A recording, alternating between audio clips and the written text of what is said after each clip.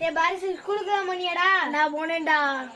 ஏய் டெஸ்ட்ல எல்லாம் எத்தனை மார்க்டா? டேய் 10க்கு 9 எடுத்தேன்டா. நான் தானே எங்க ஸ்கூல்ல ஃபர்ஸ்ட்.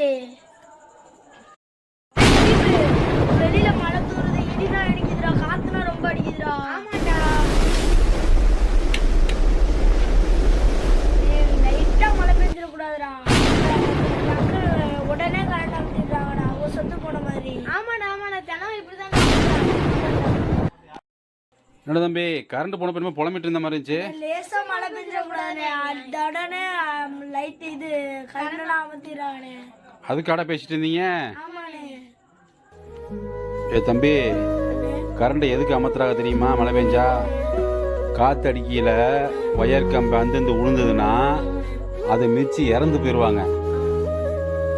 மின் கம்பத்தில் எருத்து வரும், கரண்ட் வரும். மழை ஈரப்பட்டா அதுக்காக கரண்ட் அமர்த்துவாங்க.